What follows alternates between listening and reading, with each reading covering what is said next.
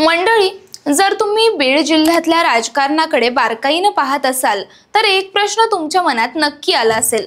गोपीनाथ मुंडेंच्या मृत्यूनंतर पंकजा मुंडेंच्या नेतृत्वाला खरंच तितकी निष्ठावान साथ मिळाली का? आणि जर ती मिळालीच तर आज 35 वर्षांचे कट्टर समर्थकच पक्ष सोडून का जात आहेत? म्हणजे बघा, एक नेता जो तब्बल 35 वर्षांपासून गोपीनाथ मुंडे आणि नंतर पंकजा मुंडेंच्या सोबत ठामपणे उभा होता, तोच नेता आता थेट अजित पवारांच्या गटात जाणार आहे। हा निर्णय म्हणजे केवळ एका नेत्याचं पक्षांतर नाही, तर हा मोठा सवाल आहे। बीडच्या राजकारणात मुंडे कुटुंबाचं पारंपरिक वर्चस्व तुटतंय का, की भाजपमध्ये काहीतरी असं खोल चाललंय जे मुंडे समर्थकांना देखील दुरावायला भाग पाडतंय? राजाभाऊ मुंडे आणि त्यांचे पुत्र बाबरी मुंडे हे दोघं केवळ कार्यकर्ते नव्हते, तर 35 वर्षापासून मुंडे कुटुंबाच्या राजकीय यशामागे उभे असलेले मजबूत खांदे होते। पण आज हेच दोघं ज्या प्रकाश सोळंके यांच्या विरुद्ध निवडणुका लढवत होते, त्यांच्याच नेतृत्वाखाली अजित पवार गटात प्रवेश करतायत। ही गफलत आहे का, की डावपेच? पंकजा मुंडेंनी आता मंत्रिपद मिळवलं असलं तरी बीडमध्ये त्यांचा जम बसतोय की ढासळतोय? या सगळ्या प्रश्नांची उत्तरं आणि या उलतापालतीच्या मागचा खरा राजकीय अर्थ आज आपण सविस्तर समजून घेणार आहोत या व्हिडिओच्या माध्यमातून। नमस्कार, मी सृष्टी आणि आपण पाहताय त्याचं काय महाराष्ट्र। मंडळी, बीड जिल्ह्यात सध्या राजकीय घडामोडींचं तापमान चांगलंच वाढलंय। कारण आहे 35 वर्षांपासून गोपीनाथ मुंडे आणि नंतर पंकजा मुंडेंच्या सोबत असलेले त्यांचे अत्यंत विश्वासू सहकारी राजाभाऊ मुंडे आणि त्यांचे चिरंजीव बाबरी मुंडे यांनी थेट राष्ट्रवादी काँग्रेस अजित पवार गटात जाण्याचा निर्णय घेतलाय। ज्या नेत्यांनी पंकजा मुंडेंच्या प्रत्येक लढाईत खांद्याला खांदा लावून साथ दिली, त्या नेत्यांनी अचानक असा निर्णय घेणं म्हणजे केवळ एक साधं पक्षांतर नाही, तर ही भाजप आणि विशेषतः मुंडे कुटुंबासाठी एक खोल धक्का आहे। या घटनेनं बीडच्या राजकारणात चांगलाच भडका उडवलाय। स्थानिक स्वराज्य संस्थांच्या निवडणुका जवळ आल्या असताना अशा निष्ठावान कार्यकर्त्यांचा पक्ष बदलणं म्हणजे राजकीय वजनात मोठा फरक पडण्याची चिन्ह दिसतायत।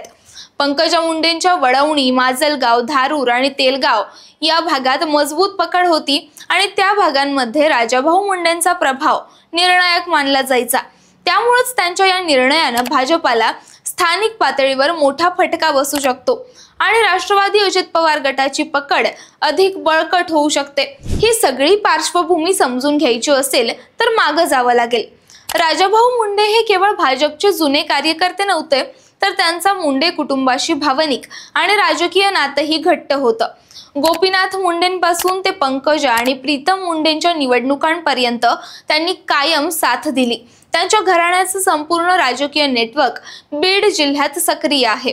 राज्य शिखर बँकेचे संचालक, बीड जिल्हा बँकेचे उपाध्यक्ष, वडवणी नगर परिषदेत नगराध्यक्ष, गटनेतेपद, जिल्हा परिषदेच्या सदस्य पदापर्यंत विविध जबाबदाऱ्या या कुटुंबानं भूषवलेल्या आहेत। याच ताकदीवर त्यांनी वर्षानुवर्षे मुंडेंची बाजू मजबूत केली।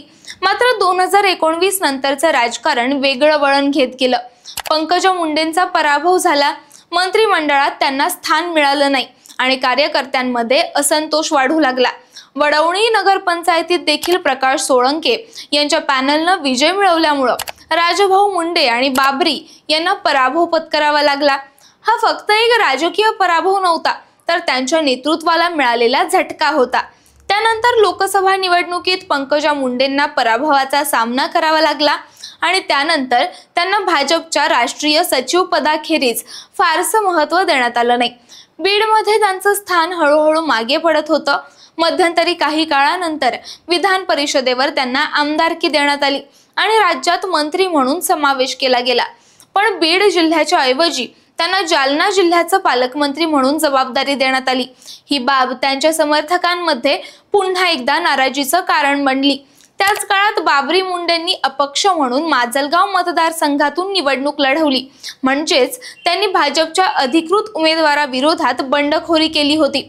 हे सर्व संकेत होते की या गटात आतून काहीतरी उफाळून येतंय। आता या बंडखोर नेत्यांनी ज्या प्रकाश सोळंके यांच्या विरोधात निवडणुका लढवल्या, त्यांच्याच नेतृत्वाखाली ते अजित पवार गटात प्रवेश करतायत।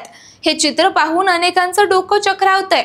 शत्रूपासून मित्र बनण्यामागे काहीतरी गंभीर रणनीती असणार असं राजकीय वर्तुळात बोललं जातंय. चर्चा अशी आहे की 2029च्या विधानसभा निवडणुकीत बाबरी मुंडेंना राष्ट्रवादी अजित पवार गटाकडून माजलगावमधून उमेदवारी मिळण्याची शक्यता आहे. आणि हे समीकरण घडवताना प्रकाश सोळंके, त्यांच्या कुटुंबातील जयसिंह सोळंके यांची संभाव्य उमेदवारी अडवण्याचाही डाव मांडतायत. कारण अजित पवार गटाला बीडसारख्या भागात मजबूत स्थान निर्माण करायचंय, तर सोळंकेंना स्वतःच्या गटातील अंतर्गत स्पर्धक जयसिंह सोळंके यांना बाजूला ठेवायचंय. बाबरी मुंडेंना उमेदवारी देऊन ते 2 पक्षांतरांसोबत स्वतःचं स्थान अधिक बळकट करतायत. यामुळेच हे राजकीय समीकरण म्हणजे पंकजा मुंडेंचा पराभव नाही, तर अजित पवार गटाचा नियोजनबद्ध विजय ठरू शकतो. हे सगळं पाहता आता लढाई ही पक्ष विरुद्ध पक्ष न राहता घराणं विरुद्ध घराणं आणि गट विरुद्ध गट अशा स्वरूपात उभी राहतीये. एकेकाळचे मुंडेंचे खांदे आता त्यांच्या राजकीय विरोधकांशी हात मिळवतायत आणि यामुळेच बीड जिल्ह्यातला सत्ता समीकरणाचा तोल ढासळतोय. भाजपसाठी हे प्रकरण सामान्य नाही, कारण गोपीनाथ मुंडेंच्या खांद्यावर उभा राहिलेला पक्ष आता त्याच खांद्यांच्या आधाराशिवाय पुढे जाण्याचा प्रयत्न करताना दिसतोय. आणि यातूनच कार्यकर्त्यांची नाराजी, नेतृत्वाची साखळी तुटणं आणि स्थानिक पातळीवरील निष्ठा मोडणं हे सुरू झालंय. आज या पक्षांतरामुळे पंकजा मुंडेंना उभं राहून पुन्हा जिल्हा संघटन मजबूत करावं लागणार आहे. कारण यानंतर कोणीही कार्यकर्ता प्रश्न विचारू शकतो की जर 35 वर्षापासून सोबत असलेले लोकही तुमच्यावर विश्वास ठेवत नाहीत, तर आम्ही का ठेवावा? एकंदरीतच मंडळी, निष्ठा ही एका रात्रीत मोडत नाही.